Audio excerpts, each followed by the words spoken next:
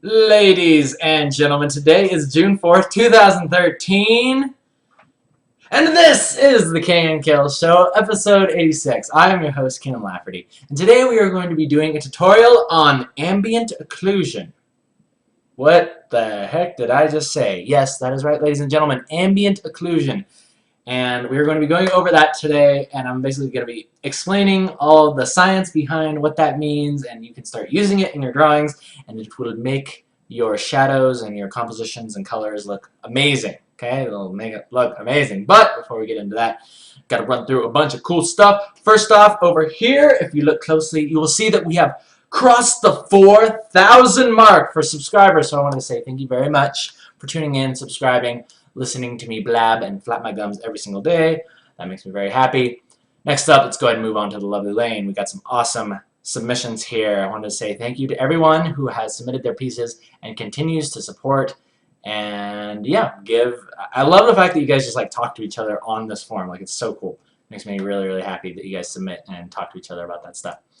And speaking of submitting art, you have just under, I think it's like 4 days left. 4 days to submit your art to the Emma Art Contest in hopes of claiming the blue giraffe statues. Yes, they have mustaches and everything. Handmade by me. Well, hand-painted.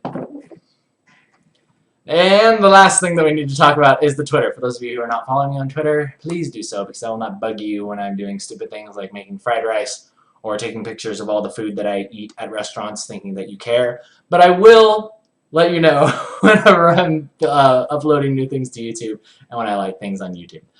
Alrighty then, shall we get started? Alright, so as you can see, yes, today we're talking about ambient occlusion. And what does that mean? What is ambient occlusion, and why should I care?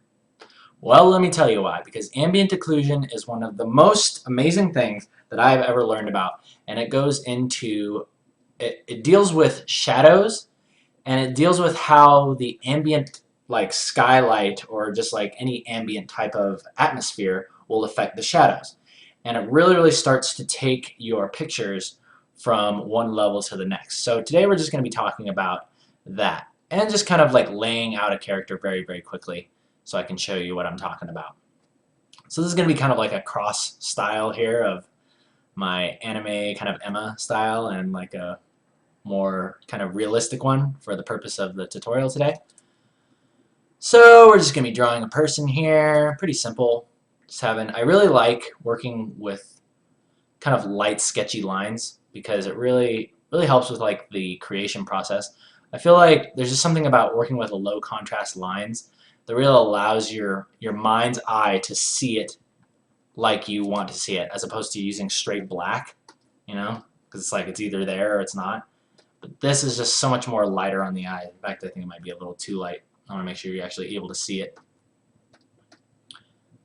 Alright, and we're going to be talking today about ambient occlusion and all of those good things. And it looks like I actually painted on the background, which is freaking awesome. Great way to start the daily. Let's go ahead and fix that. What was actually on there? Oh, it looks like it was just the mouth. And, oh. Wait, where? Okay. That works. Alright.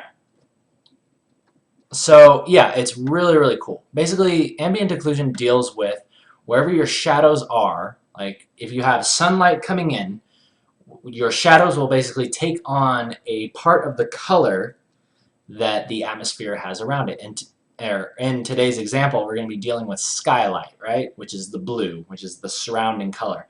And I'm going to show you a really, really kind of a cool technique that I'm sure I didn't make up, but a cool technique that I happened upon that I'm sure may have been thought before.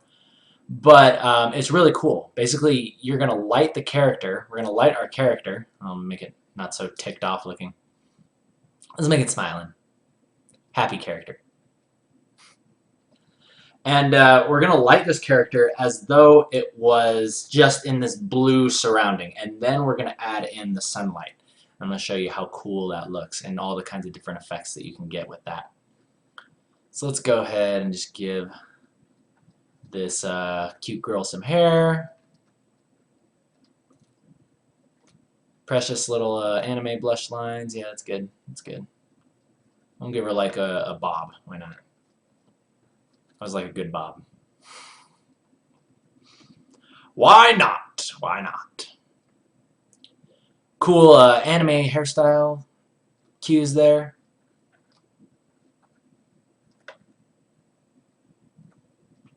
Cool. Let me move this over a little bit so you guys can see all of this happening before your very eyes. And this is going to be kind of a quick and dirty like summing up of what we've been going over the past few weeks. And this daily ends up going a little bit long. Usually I try to keep them, you know, around like 30 to 40 minutes. But if this ends up going for like an hour or something just to get the point across, I'm going to go ahead and do that because this is something that I think is very, very important, and it's something that I want to see more artists doing out there, because this is something that I wish I would have done a lot earlier. I wish I would have learned about this and started doing it a lot earlier, because it just adds like another sense of reality to it.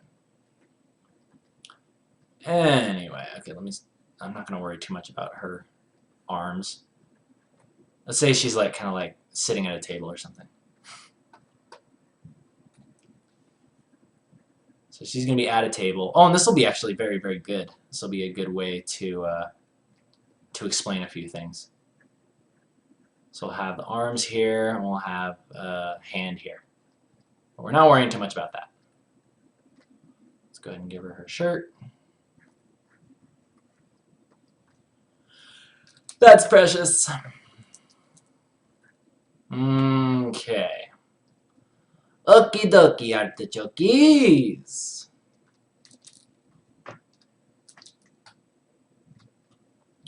Let's go ahead and darken these lines. And darken this nose in. That's basically the way I like to do it. I like to draw the lines first, and then I darken them, and then I kind of start going in and kind of really refining stuff. But again, not worrying too much. Not worrying too much. Put a little of that in there. Okay, so you got your basic outlines for your character, right? Now let's go ahead and let's throw in some colors, okay? Let's go ahead and throw in our colors on our character. So we have the lines, and we're going to drop the colors behind it, much like we would if we were doing an animation cell, okay? So now what I want you to do is really kind of pay attention to like creating some, choose the dark colors. Let's say that she's wearing like a pink shirt, right? Let's actually go for, think about it as though there was no sunlight on it yet. Like, what would it look like in just like this blue kind of lit room? And it would probably look something like this. So you're going to go ahead and grab that color. Go ahead and start laying it down. Like so. I think this is a big part of it. Just choosing the right colors to start with, I think, is a big important deal here. And she's going to be cut off at the torso. Well, ain't that nice? Okay. Next up, let's go ahead and go to the hair. Again, when in doubt, I really like to just kind of desaturate things. Like if she's going to have dark brown hair, instead of going like, okay, brown is right here, let's kind of like desaturate it and pull it a little bit more towards gray. Especially for like brown, which is basically like dark orange. And we have ambient blue, right? So brown and, or orange and blue go together to make gray, right? They're complementaries. So therefore you would desaturate. I hope that did not confuse you. But that's basically the way that I try to think about it. What happens when blue light hits brown hair? Like a soft blue light. It's actually going to desaturate it. You're going to get something looking like this. I'm probably going to kick down the resolution on this because it's lagging a little bit. Let's go ahead and do that. Let's drop you down to 200. 200. Alright, back to where we were. That's much better. Okay, so basically what I'm doing here, as you can see, is I'm laying in the masks. And this is one way to do it where you're basically like kind of quickly manually doing it. And I personally don't like to do it this way anymore unless I'm doing like a really quick speed painting like I am today, right? But ideally what I like to do, especially when I'm working on my comic, is I like to have clean line art on the outside and then I just select, you know, with the wand outside and then invert it and then create a mask off of that. That always helps. Okay, so we got this, we got the shirt, and we've got the hair. About done. Good. Now let's do the skin. Okay, I'm going to put the skin behind the hair. So again, skin color, let's say she's kind of like tan, right? She's going to be out in the sun. So this would be her skin color normally, like in the sunlight, but because it's kind of in this kind of subdued blue, we're going to desaturate and pull it more towards this gray. Okay, and that's going to be her skin color for right now. Kind of pull it a little bit more towards red. It seems like it, like when you do shadows on skin, it just seems really, really nice when you pull it a little bit more towards the red areas. And let's go ahead and throw in her skin. And because it's behind her hair, we don't have to worry about it. We can just go la-di-da and just slap it in. And it just takes care of business. Oh, we should probably put it behind the shirt too. Just put it behind everything. Oh, that's part shirt. You need to go back and fix that.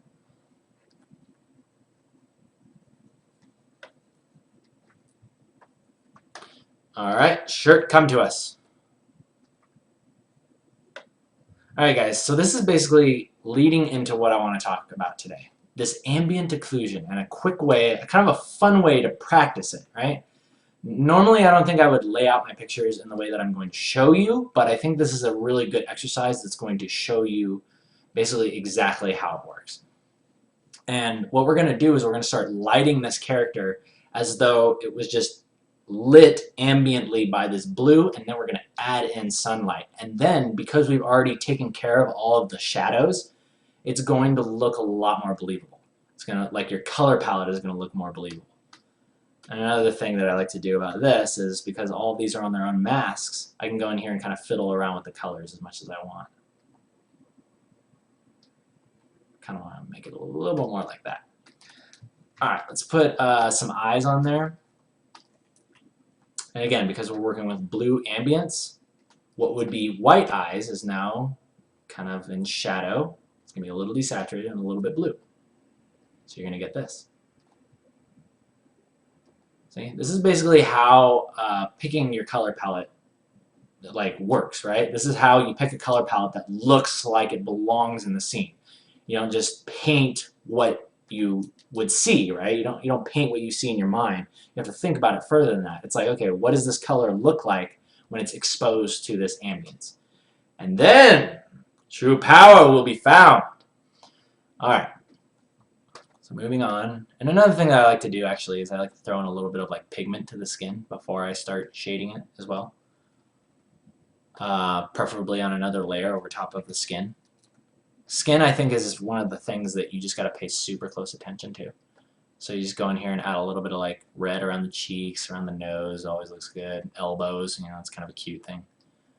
This is precious. Actually, I think it should be a little bit more purpley.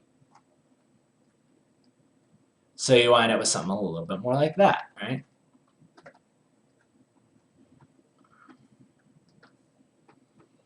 Okay.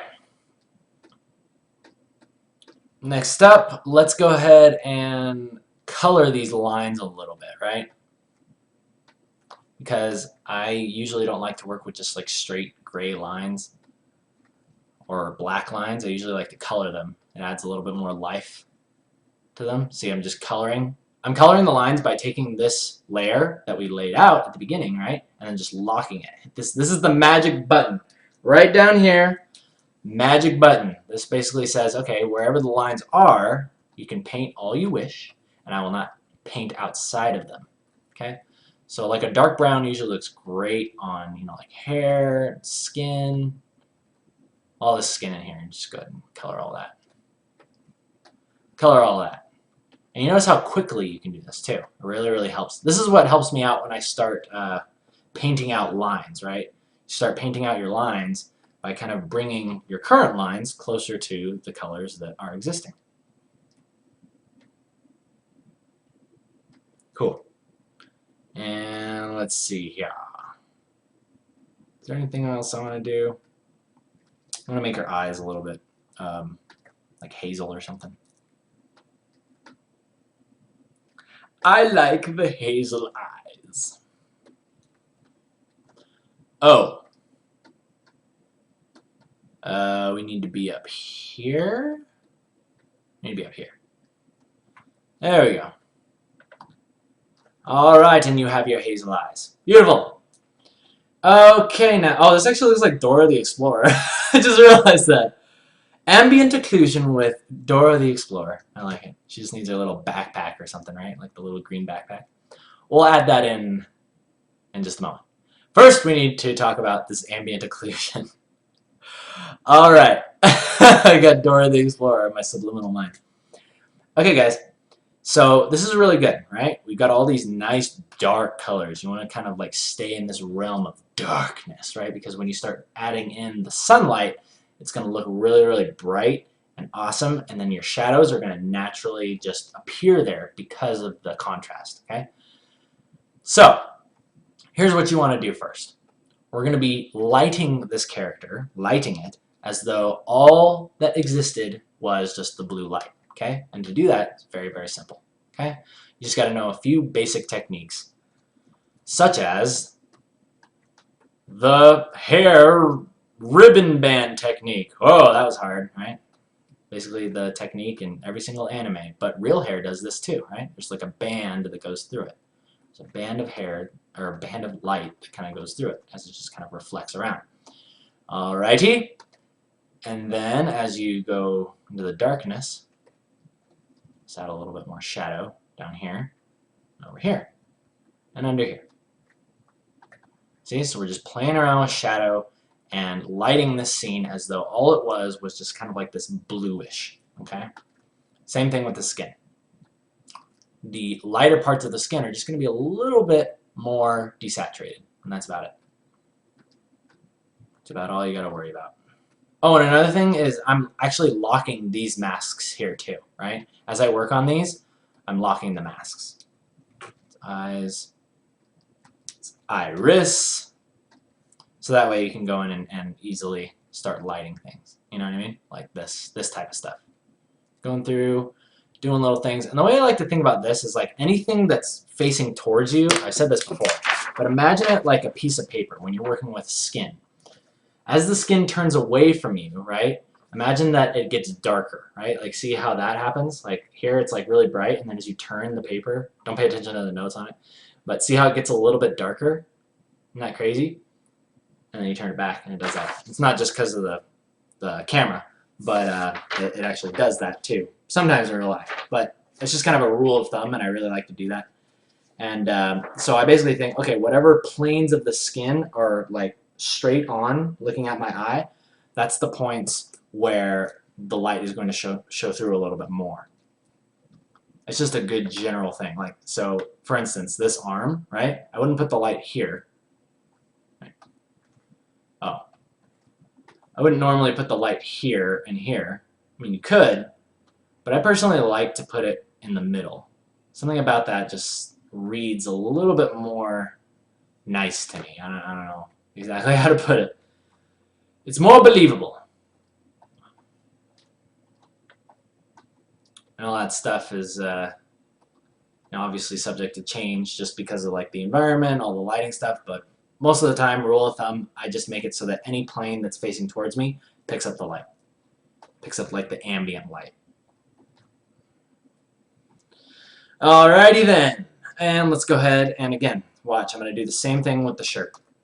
I'll show you exactly what I'm talking about here. So we got a little bit more like blue coming in here. We're desaturating here. So we're going to end up with something like this. Right? And again, this is all very, very subtle stuff. You don't have to worry too much about getting this perfect because this is just kind of like setup. Set up for the exercise of ambient occlusion. Alrighty then. Let us go ahead and move on here. I'm going to duplicate this group up. And we are going to move into, let's see, is there anything else that I wanted to fix? Oh yeah, there's a little bit more skin here that I want to have some light on, like the cheek area. Yeah, like right there. And this just comes, like, knowing where to put these areas, like the shinier areas, it's just gonna come with practice. And even I don't get it right every time. It's like, it's not even perfectly anatomically correct. But we're drawing a cartoon character, for one, so we can get away with a little bit more. And two, it doesn't have to be perfect. Don't have to be perfect. Nobody said it had to be perfect. But it should look pleasing to the eye. Okay. So now what we're going to do is we're going to move on into sunlight. Okay, we're going to move on into the sunlight. Now that we have created our ambient lighting, which is the sky, the blue behind her, now we're going to throw in the sunlight, and you're going to watch what an amazing change is going to happen. So we're going to go sunlight, and we're going to lay this down right over top of everything. And we're going to, actually, no, let's actually work with these. Let's work with the individual layers still. I think that'll help a little bit better. Okay, so now what we're going to be doing is we're just adding in sunlight. So now things start to get very, very fun, because now we're going to start moving into these types of things. We're going to start making some huge contrast jumps. So we're going from, look, we're going from here, and we're going to imagine what color, what's her local color? You know, what's the true color? If the sun was shining straight on her skin, what color would it be? I'm going to say it's probably going to be about that color right there. Okay? Now what we're going to do is we're going to start painting in that light. So let's say that our light source, you know, this is the other thing that's really important. You have to make sure you got your light source in. And I'm going to see if I can do this on two different light ways, so you can see basically two different executions of this. Okay, there we go. All right, so light's coming from this way, right? So obviously we're going to be getting light here. All right, light here. And watch how very quickly this is going to start taking shape. This is going to start creating a lighting scene around this character.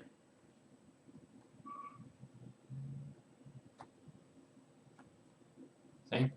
And another thing that you can do, actually, I would suggest this for your exercises. I would make a clipping mask over top of this, so that way you can experiment at your leisure, and then go back as you see fit. So I'm going to go ahead and do that. I'll show you how to do that. So you go to skin, which you're working on, right? And then all you got to do is create another layer over top of it, right here, and then hit Alt and click between them, and now you have a clipping mask, and we'll call this light. Okay? So let's start that again. Let's go through here. Let's think about this, you know, kind of casting a little bit of a shadow through here. So it's probably going to be very, very bright there. This is probably going to be getting less light because, you know, that's her brow kind of going down. And this is kind of where the experimentation comes in. This is where you start playing around with all your different lighting schemes, and you start figuring out, like, this is really where the planes of the face is going to come into play. This is where you're going to start learning a lot about planes of the face, like the subtleties of, you know, how the cheek kind of interacts with the nose here and all that stuff. And this is all stuff that you'll pick up over time, and I don't want you to get faked out or like freaked out about it, like just watching me slap down stuff, which seems kind of hectic and kind of haphazard, but it is sort of calculated. Like, I've learned sort of little rules, I guess you could say, you know, about what looks good. Little rules that are just kind of in the back of my head, and you'll figure these out as well. Like, see how I kind of softened that cheek up because of this dimple going up there? You know, you got to think about those things. And you'll notice, as I'm throwing in this light, she still seems a little bit dead. And I'll show you, like, her skin just doesn't have like that lustrous feel to it. And I'll show you how to add some extra life to it in just a moment. Okay, so see what we're doing now? We're adding in these lights. And because we've already gone through all the trouble of like lighting the shadows, this is already like so much more believable, like in this environment, because we've already gone ahead and done that. But before we get too far into that, I want to make sure that we get through this. Another thing is, like, think about how far this hair comes through, and like, is it going to cast a shadow on her cheek there? Those kinds of things really, really show. like, I think a big thing, I've heard it said once before that like the difference between anything cartoony and realistic is merely cast shadows and reflected light. That's basically all that you need to worry about. So again, you got cast shadows, like especially this one coming down from the nose. This is one that I think is really, really important. Kind of cast that down like that. And you got this nice bright spot there. And let's go ahead and move on to the hair. The hair, I think, is another big thing. Hair is going to become very, very lustrous and beautiful as well. Let's think about what color is that when the sun hits it. Okay, it's really what you want to be thinking. Yeah, let's do the same thing. Create another layer over top of what you're working on. In this case, hair. Alt-click in the middle here. Call it light if you wish. And then just go ahead and start painting in those colors, right? As far as you think they would go. And then the reason why I like working with this type of like a clipping mask is because you can go back, say you paint all this stuff, say you like paint all this light in here, and you're like, oh no, I want to go back, and you want to just like erase it.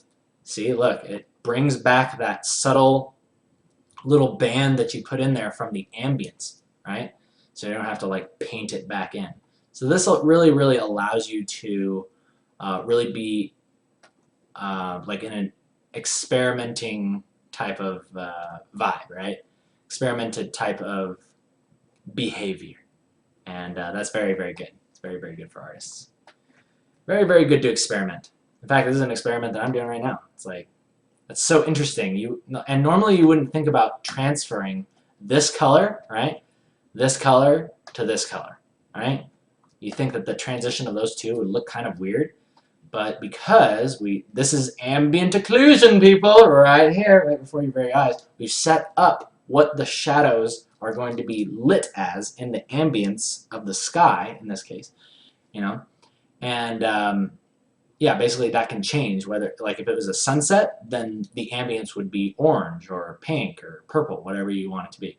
But basically, the point I'm trying to get across here is that the shadows will always take on a portion of the color of its surrounding environment. And that's a big phrase. But yeah, as long as you can start getting that, if you can start understanding that, it'll really start pushing your artwork to another level. And it'll take away a lot of like the guesswork. Because I was always like, how the heck do you come up with a color palette? You know? I was like, I see people like come over here and they draw a bunch of stuff, you know, they just like mix some colors together and they like blend them and like, ooh, yeah, maybe some pink in there, and then I thought that like that was a palette, right? And it kind of is, right? Because I mean, it's from a palette that's working. But now I understand a little bit more of, okay, here's this character, I know what their colors look like, now I need to place them in an environment and make them look like they belong there. And I didn't know how to do that until I stumbled upon this, until I learned this, that all you gotta do is just take care of that ambient occlusion. And it basically makes the palette for you. And that is always a welcome thing. And then there's all these things that go into like exposure and all that stuff. That's really like, that's some advanced stuff right there. And I do want to go into it, but I just need to wait until I am ready to give a tutorial on like things like exposure and light and stuff, and like just like all the transitions of all these colors. And I don't even want to talk about it right now because I personally don't even fully get it. Again, it's just something I have to keep experimenting with and just figure out on my own. And when I do, I'll be more than happy to let you know how I go about doing that. But anyway, let's just go ahead and keep focusing on this stuff. Now, another cool thing about the hair, which is really awesome, I want to show you guys this. Because the light is shining through it, right? It's shining through it right here. Check this out. These shadows in here are actually going to be lit by this hair. Okay, so let's go back. This is another thing. You want to think about light just bouncing around everywhere, right? It doesn't stop. It constantly passes through things, radiates outward off of things, reflects off of things. And because of this right here, because of what's happening with the hair, we're going to add in a little bit of that color into the shadow, right? A little bit of that color into that shadow. Now, you see what that does? Like, look closely at that. See how we went from here to here? That just adds a little bit more of a realistic feel to it, just because you've gone ahead and done that. And again, I want to stress, it's all about those subtleties. All about the subtleties, people. Alright, so let's go ahead and move on to lighting here. There's actually going to be some light hitting there. Let's do the shirt.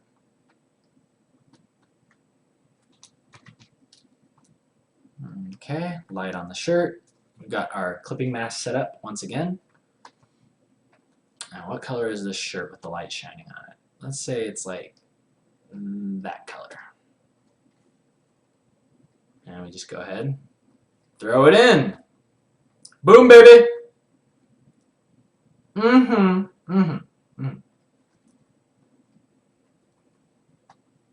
I do like it very much. And because this hair is like right there, again, look, check this out. Cast shadow coming from the hair, just like that. Boom, baby. And let's go ahead and color the eyes as well. Eyes. Or we'll have another great example of cast shadow. So the eyes are white, and sunlight is kind of like an orangey. So let's go ahead and push this kind of like an orange, like that. Okay? Now watch this. I'm going to light this eye, but notice how I keep the top of it still blue. That's because of the cast shadow that's coming off of the eyelid. Yeah? Yeah, you like that? Awesome. And that is a good example. That is a good example. Alright, now I did say that I wanted to do two different lighting schemes, and I do want to do that. I'm actually going to give you guys a couple options while I just kind of clean this up. You want to see another lighting scheme with the light from behind her, and then we can choose, like, we could basically compare the two, or do you want me to just go ahead and start painting this and show you guys how I start to eliminate the lines and begin the painting process? Please just let me know in the chat to the right, and I will do that for you. Till then, I'm just going to go ahead and kind of clean these things up. Oh, and I'm going to show you how to add some extra life back into the skin, right? Because I said that the skin looks a little bit dead. Basically, it's very easy. All I do is I take whatever color is the transitionary color, like this, right? See, from light to here. That transition, if you saturate it just a tiny bit, and then you kind of go back in there, and you kind of line the edges of those transitions. Actually, I think that might even be a little too much. If you line the edges of your transitions, maybe I'll even pull it a little bit more this way. It will add life back into the skin. And this is because of something I like to call subsurface scattering, where basically the light is entering your skin, bouncing around inside of all the little blood vessels, and then shooting back out. And we see that transition from light to dark on skin. And it creates a little bit of a saturated transition. Very interesting. And this is how you add a little bit more life back into your skin. As long as your transitions, and you just kind of blend it in like that. But yeah, your transitions just have to have a little bit of saturation in them from light to dark. And then voila! You have lustrous, beautiful, lively skin once again. And that makes us happy. Oh, so happy. Alright.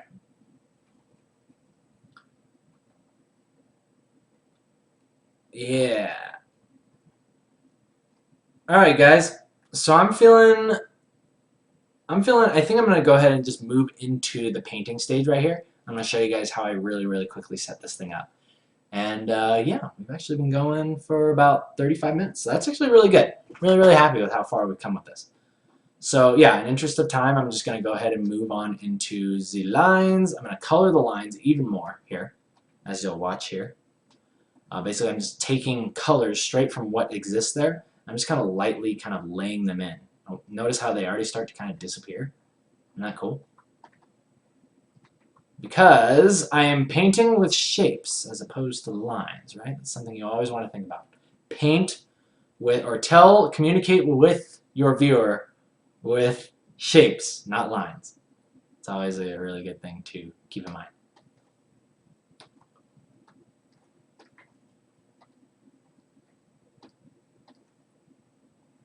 Let's go ahead and paint these just a little bit more dark, like that.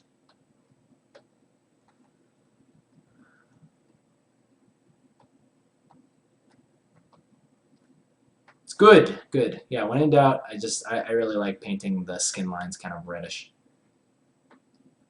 It's really nice. Alright guys, now let's go ahead and move in here and let's start the painting process.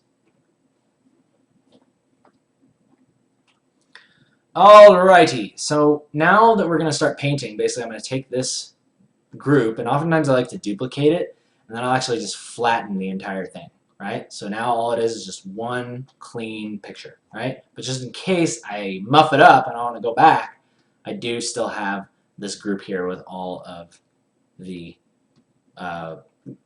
layers at the ready, okay?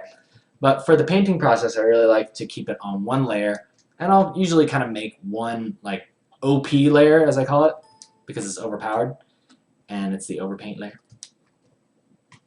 And I'll just call it like OP1, and now what I'll start doing is I'll take my renderer brush on both the brush and eraser, which is basically like a round brush with a little bit of texture in it.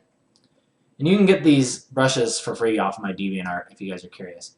Basically, all I start doing is I go in here and I really start kind of fleshing out, okay, so if this eye is going to look like this, we need to have like the eyelid down here, and I'm going to start adding in details, right?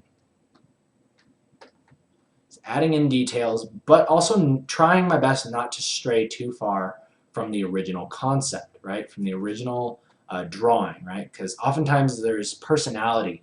There's personality and just like expression in the drawing that can get lost, and oftentimes does get lost, unfortunately, when you go ahead and paint it.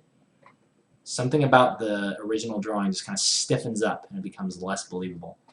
And I always try my best to avoid falling into that category.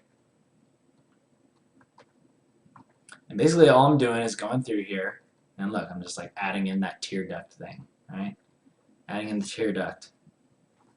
Kind of painting this. One thing about the eyes is wherever the light is coming from, the opposite end of the eye gets the light. Okay, so since she has these hazel eyes, let's go ahead and kick these up. The light is coming from this way, right? It's coming down. So this side of the eye is going to be what's lit. Interesting, is it not?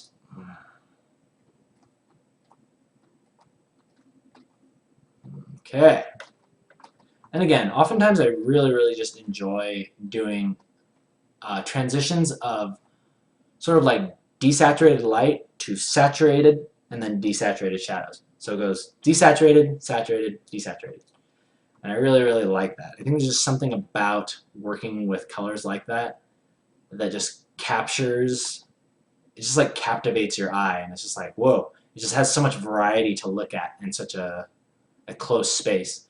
And it basically it takes that variety just by the comparison, right? The contrast of the two colors that are next to each other. It's not even that you're working with like straight yellow, you know? It's not like I'm just going like way up here and then dropping that in. Even though I probably could, you know, I probably could add a little bit of that in there. Depending on how crazy I want to get. And then of course, you know, you throw in your highlights here if you want to do something like that. And then I'll just start painting things in. You know, start like laying in eyelids. I'll really start kind of like cleaning up the lines. I just really like to paint these things out. Even though I draw them in the sketch, I usually just paint them out. I don't know why. I just like the way they look in the sketch. It helps me capture a little bit more of the character in it. I believe. And I always like to like kick out this little like set of eyelashes on the bottom here. Don't ask me why. It's just my style. It's just my style. Hope you like it. And then I'm basically just like grabbing colors that I like already. You know, like this right here. Like this comes from the original sketch. It's just kind of like a darkened area, but I like the way it's making it look. I'm just kind of painting stuff out like that. And then very quickly, you'll start to notice Things are taking shape. Dora the Explorer is taking shape. I don't know if it looks much like Dora the Explorer anymore. Older one, junior high, Dora the Explorer. I don't know. All right.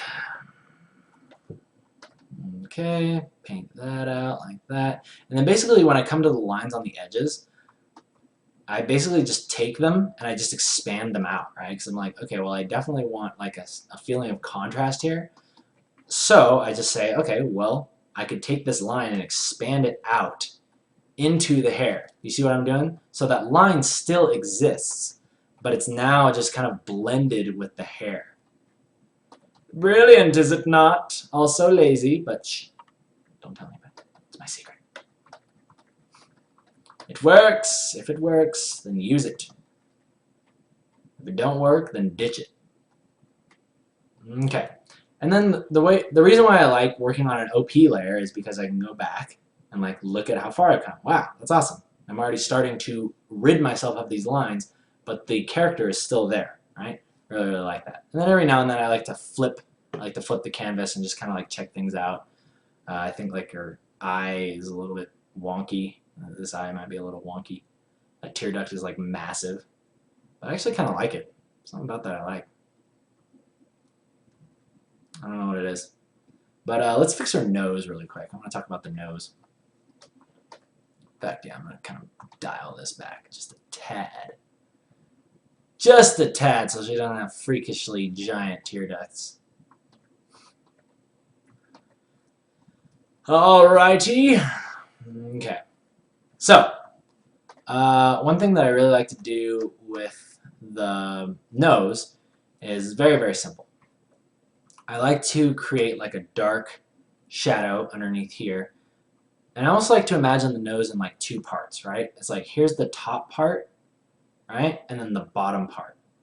So it basically looks like this, right? If I were to draw the lines out perfectly, it almost becomes like a lion nose or like one of those stylized Lion King noses.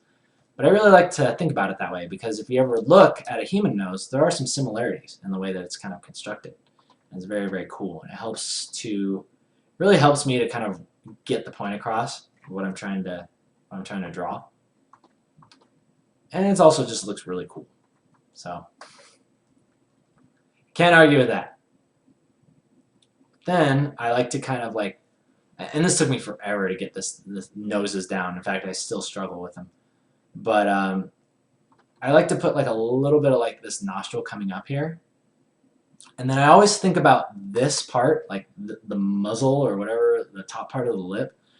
You want to think about how it just like goes straight up and like connects with the nostril and then goes right up into your nostrils, right? Connects with the nostril and goes right up into your nose. And that's awesome, right? Let's put a little bit of this, that little thingy there, whatever the heck that thing is, the angel thumbprint. I forget what they call it. Just lightly expressed there. You notice the lips can tend to look a little bit scary when you just do that. It looks like she's like a monkey or something. But I'll show you how to add a little bit more volume to the lips, make them look a little bit more natural. Okay, so we're gonna go ahead and just grab like this red. We're gonna go ahead and throw in a little bit more volume on these lips up in here. And then you can always go back in here and just like soften these things. When in doubt, I just like to soften things, and that usually takes care of it.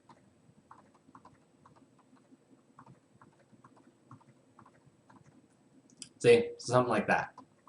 Basically took the same thing, and I just kind of blended it out, softened it. Sometimes I'll kind of like scrub. This is called scrubbing. You kind of go back and forth between parts of your history, and you can kind of compare a couple, like what you had just done a couple minutes ago to what you have now, right? And that's always very, very welcome and happy. Happy times. Okay. Let's go ahead and move into the lips, right? Because bottom lip, I think, is another really, really important thing. Something I really like to do on these is The bottom lip is basically, how do I put this? I usually like to put like the shadow kind of like down like this, and then kind of curves up, right? Kind of curves up like that. And then the pigment, oh great, I'm gonna sneeze.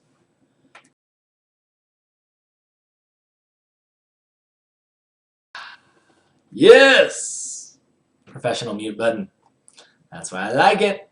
Alright, but anyway, as I was saying, I like to add in a little bit of pigment on the lips. Just like this. See? Just like that.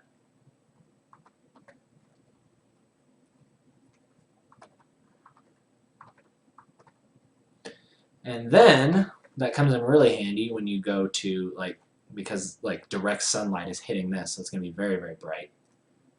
And it's also going to reflect up to the other lips. Right? It's going to reflect up to these. So we're going to get a little bit of light on the bottoms of these. Okie dokie artichokes! So yeah, and this is something that I always go through whenever I'm painting faces. Is sometimes I'll be painting a face and it'll just look kind of weird at some points, or I just won't really like it. But I think whenever you're in doubt, I think the best thing to do is always just take away your overpainting layer and look back at what you had before, right? And be like, okay, what is being captured here that's not being captured here, right? Because some things will change. Oftentimes your face will change, but it should be changing for the better, right? It shouldn't be pulling away from the character that you originally had, right? I think something that might be pushing this character a little bit further away from what we originally had was I've noticed that when you put heavy pigment on a girl's lips, it tends to make her look a little older, right? But if you put softer, almost instead of pink or red pigment, kind of go a little bit more for the orange, like red orange, tends to keep them looking a little bit younger. But that just depends on what you're going for. And then a cool thing to do is I just take this color of the skin and I like to put that highlight right over the lip like that.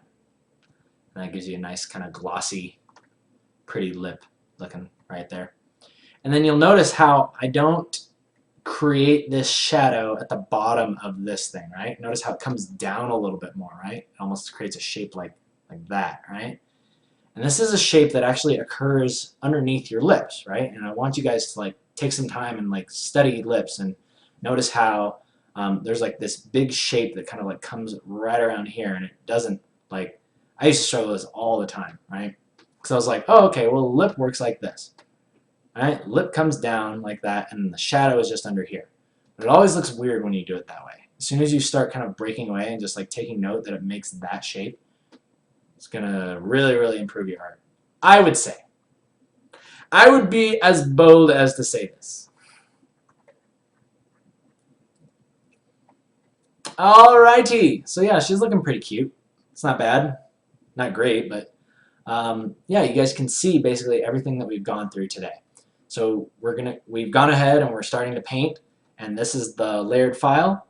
And then before we added all those lights on, let's go ahead and take away these things and see what we started with.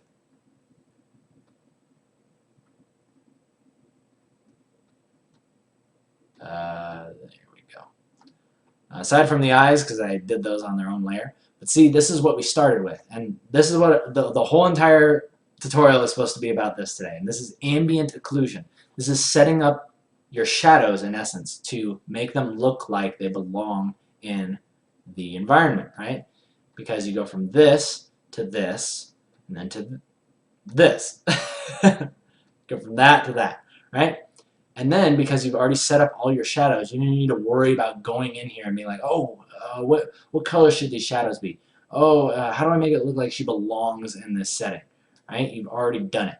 And then you can basically move on from there.